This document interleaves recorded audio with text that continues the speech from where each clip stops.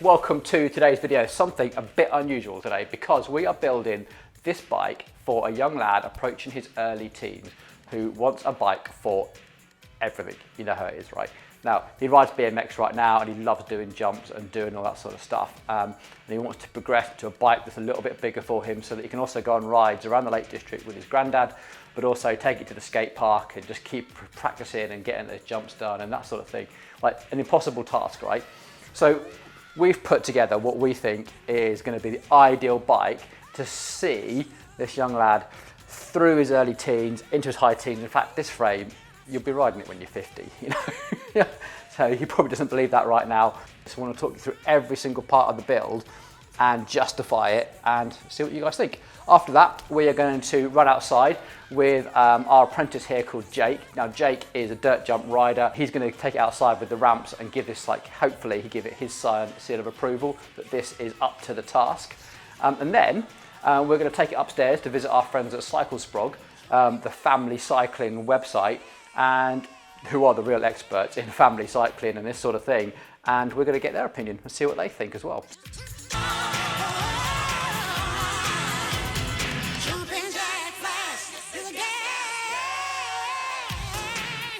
Okay, first up, I've got to talk about this frame. So this is a frame from Planet X called the Jack Flash. It's one of their classic bikes that they've offered. It's not always available, but it comes around every few years.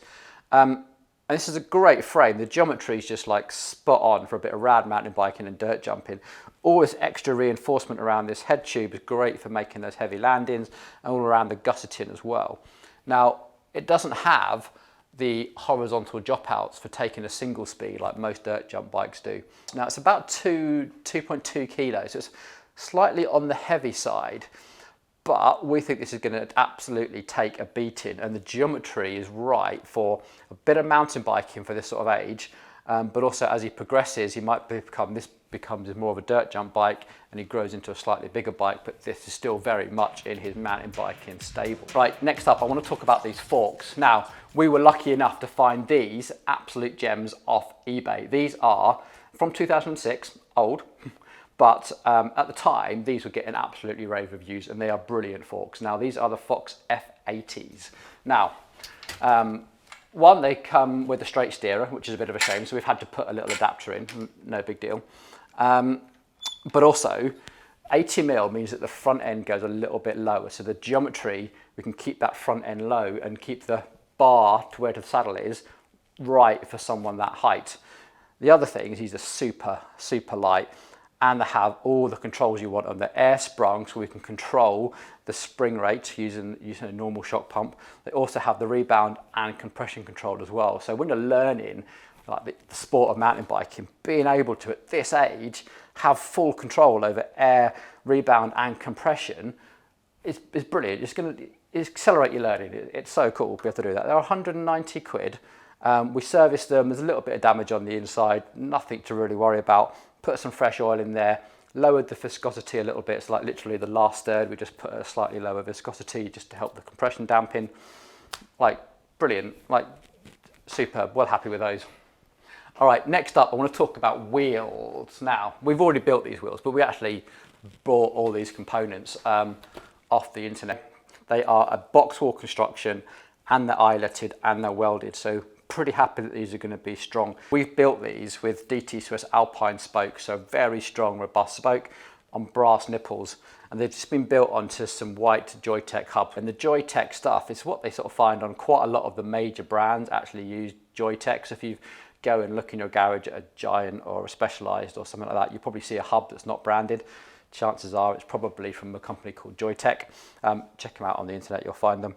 We've laced these up with a set of Kenda small block 8s, super versatile. Now, we don't imagine our young lad's going to be riding in the really wet, gloopy stuff just yet when he's going out for rides with his granddad. So these are going to be great for the dry trails in the summertime, but wash these off, take them to a skate park, and they'll be great as well. Also great for just road use. So now, while we're on the subject of wheels, you've probably noticed this monster cassette. Let's talk about a drivetrain. So the drivetrain we were just looking at there is actually from a company called Box. This is their Box 4, their value range is the 8 speed. Now, when you say value, this is just not just raw value, it is properly robust. Remember, we're talking about doing jumps and tricks as well as being able to use out in the hills.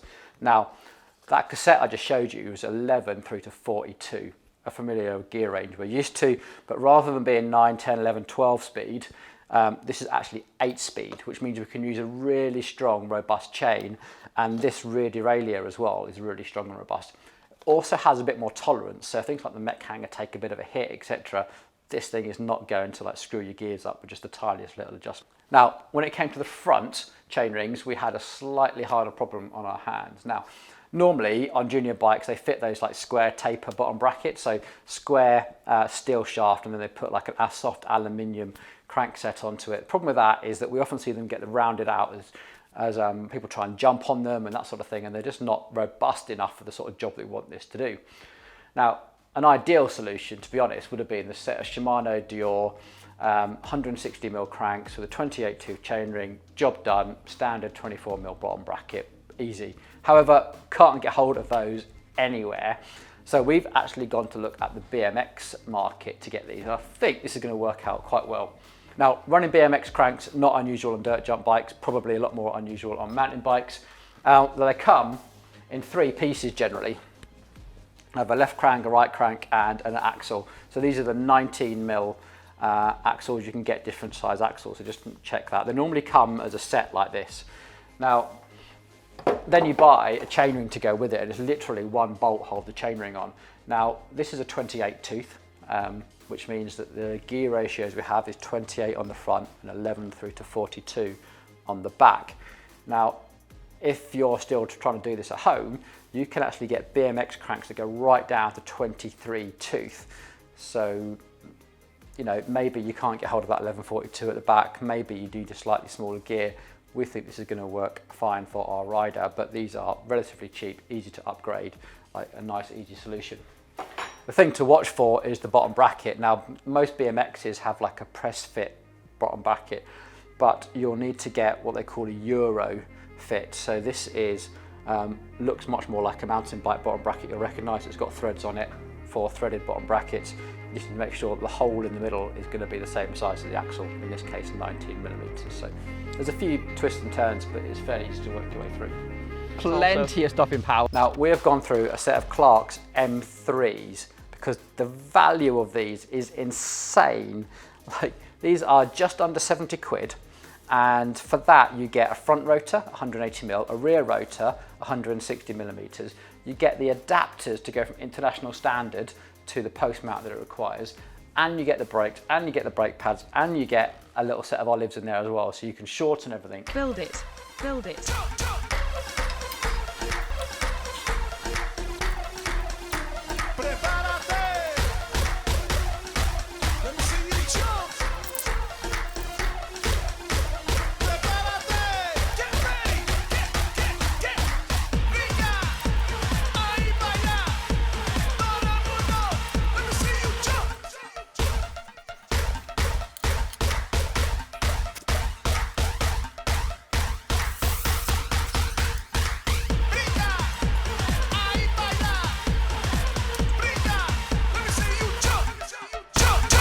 Well, here it is, and what do you think? Finally finished this build off. The finishing touches we've put on this bike are really, really nice. So on the wheels, white rims, white hubs. We built it with silver spokes, but every other spoke we used a black spoke, which really ties in with that whole white and black theme that we carry through the saddle, the stem and the cabling, just ties the whole thing together. Spent a bit of money on the seat clamp post here just because small hands, he's going to be putting the saddle down for his dirt jumps, he's going to be putting them up a little bit for when he goes for his rides with his granddad. Just so handy. It's going to be so useful to have a really good quality seat clamp post. On the chain rings, obviously we went for this BMX style, which is a little bit unusual and slightly heavy, but it does mean we can run those little 157mm cranks, which can be so good for small legs and turning a decent cadence. And of course that's matched on an 8-speed chain to that 8-speed block on the back there. Put that time into those brakes as well to get that reach adjust so that small hands can really work, like one finger braking right from a really young age. It's so important.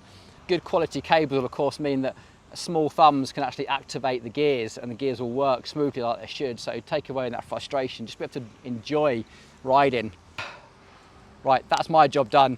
made it look great, made it work great. Now let's go and give it to Jake and see what he can really do with it. Hey Jake, thanks for helping out with the video. How are we doing? Good. Now you're going to come and help us. We set up some jumps just like we would do if you're outside your house, maybe you're in the street. Yeah, anything like that. Never ridden this bike before. Nope. So, first impressions? It looks great. I mean, the wheels look strong, frame looks strong. So if you're going to test this out, you've never ridden it before, what are you going to do to get the confidence to go and hit these jumps? In first looks, the bike looks solid, but just give it a nice little ride around on the flat, check the brakes, and do a few little hops and make sure the wheels don't feel like flexy or anything, and yeah, give it a send, as they say. Cool, let's get on it. Back for the no foot. Oh, that one was better. How's the weight of the bike? Actually, it feels really good actually. It does look a little bit on the heavier side when you look at it, but it's actually not, and it feels really nice in the air. Just note, well, for when I've been riding this as well, these gears are just like the engagement points on them when you're shifting into the next gear is brilliant. Like, you're never going to miss a gear. It doesn't feel like it's going to slip. Oh, brilliant. Brilliant. The brakes another test with a wheelie. There we go. Should we get all the way back to the building? Ah, the brakes are brilliant. Hey Karen, thanks for joining us on the video today. It's super cool to get your input on this. Now, you've sort of seen the bike through its build, like downstairs, and you sort of seen it concept ride. Our customer's already taken the bike away. He was so excited.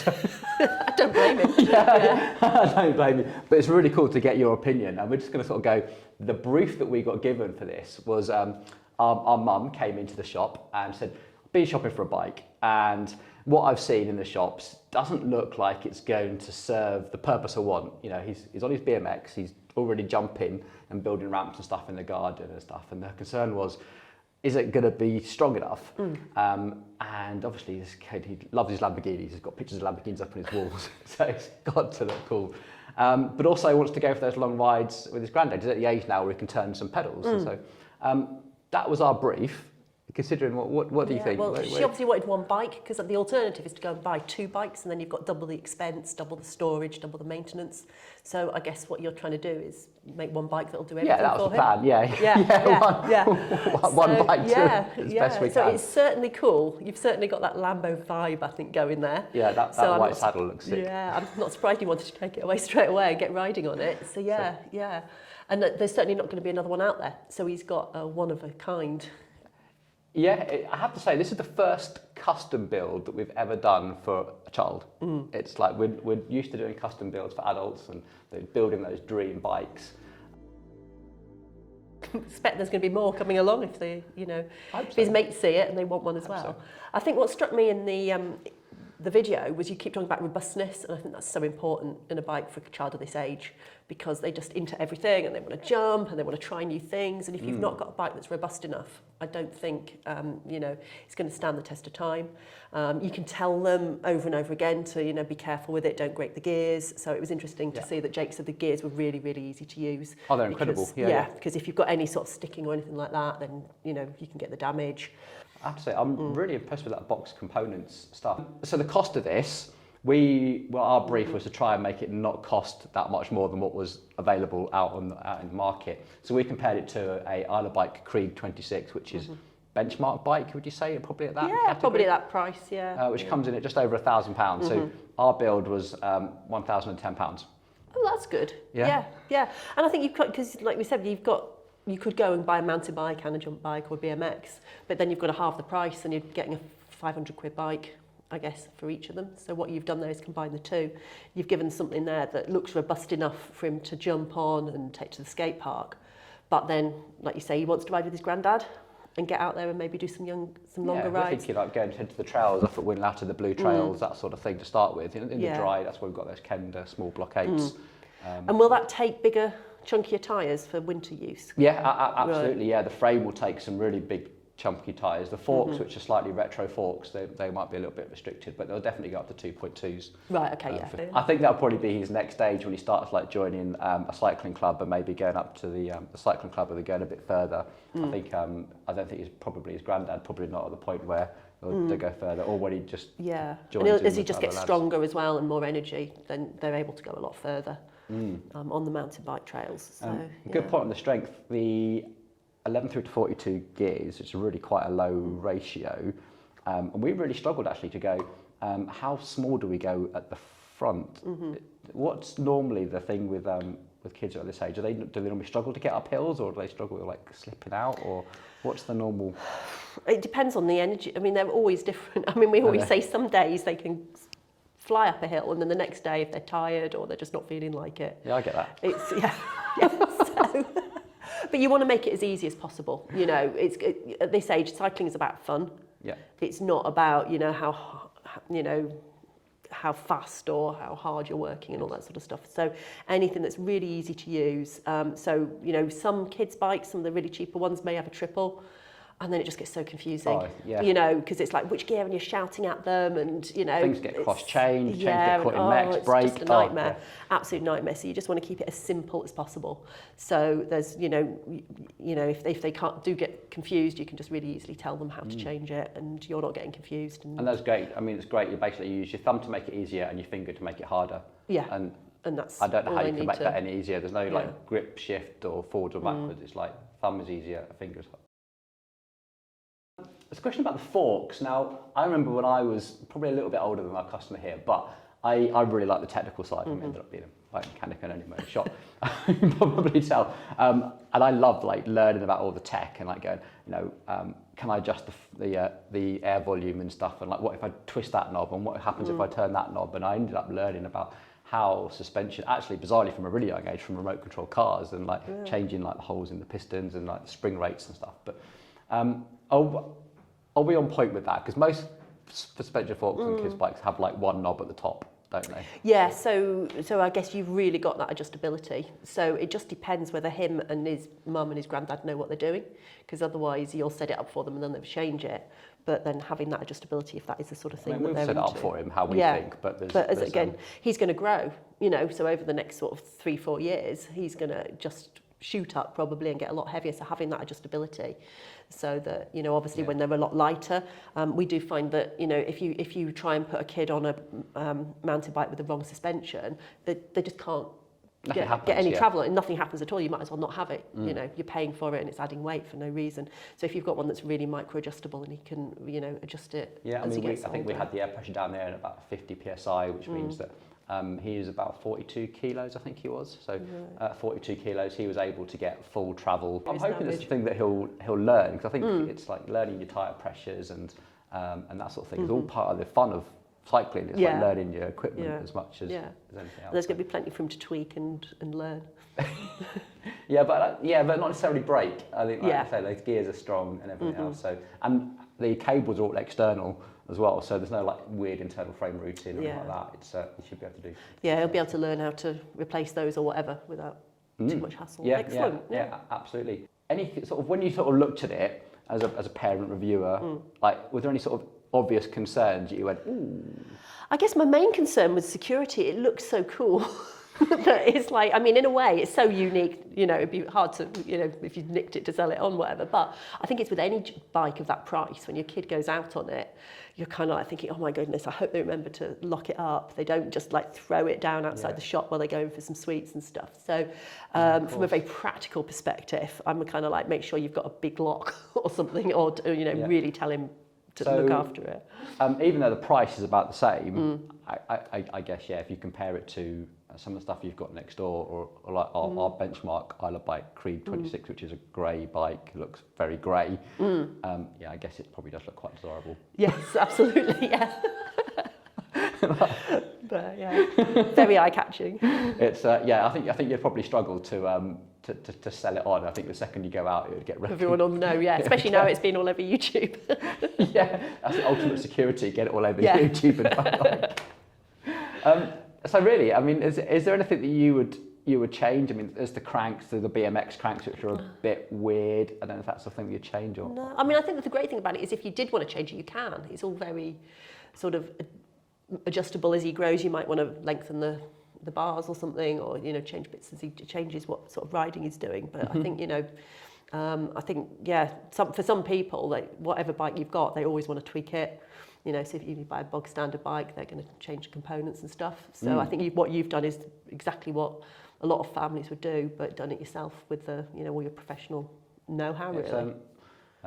And then, yeah, tyres probably, as you say. Well, yeah, definitely the tyres, if he's going out in the winter, there's in the nothing mud. too hard about it. They're not tubeless. You know, there's nothing too complicated with that. That's something that, yeah, you should yeah, be able those to learn Kendas to would be do. great for the skate park, great on a really dry day, going off on the trails, but you know, if he was going out after the wet, I'd recommend something with a bit more grip.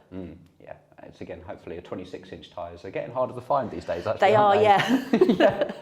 There's not so much choice anymore. But I think the 27.5-inch wheel, which is more popular, would be still too big for someone. It depends. I mean, kids are moving up onto bigger wheels earlier, but you've got, you know, it's completely split people's opinion on whether you should move up quicker on the bigger tyres, you know. Yeah, I mean, the dirt jump world, this is kind of a dirt jump type frame, is still very much in 26. Yeah, whereas mountain biking is moving to 27.5. So you've got to make a decision somewhere. You can mountain bike on a 26. So, oh God, yeah. You know, that's not a problem. Whereas I don't know, I don't jump, so I'm not sure how easy it is to jump on a 27.5. So, you know, you're going to have to make a compromise somewhere, aren't you? I think Jake was saying that it feels heavier in the air. It's something I can't really understand, but when the 26-inch wheels feel more manoeuvrable or something when you're actually in the air, you've got some control over it. So. Yeah, well, it's obviously very good to wheelie as well, seeing Jake riding into the I have to say, workshop. what was really nice actually, when our customer, or I don't want to mention his name because it's obviously YouTube and stuff, but Jake spent some time with him outside, showed him how to use the gears, how to use the brake, and like showing him a couple of trips, so that he was like, eyes just lit up, absolutely, totally inspired. It was brilliant. It was a really, really cool moment, the part of like, when you get a custom build from a bike shop, there's such more of a relationship. When that bike comes back into us for a little service, we'll recognise it instantly, and like it'll be like, oh wow, how are you getting on with it? It'll be, we've got like a connection with our customer when we do things like this. Yeah, excellent. Excellent. Oh, brilliant. Well, thank you very much for your input. That was really, really valuable. So hopefully people watching the video as well, we've kind of got the input from a bike mechanic and the person that sells it, I guess. There's someone who's maybe a little bit older and who's got the ability to really make the most out of a bike, and of course your expertise in family cycling and stuff. So hopefully you enjoyed the video. And if you did, please like and subscribe, and we'll see you next time. Thanks.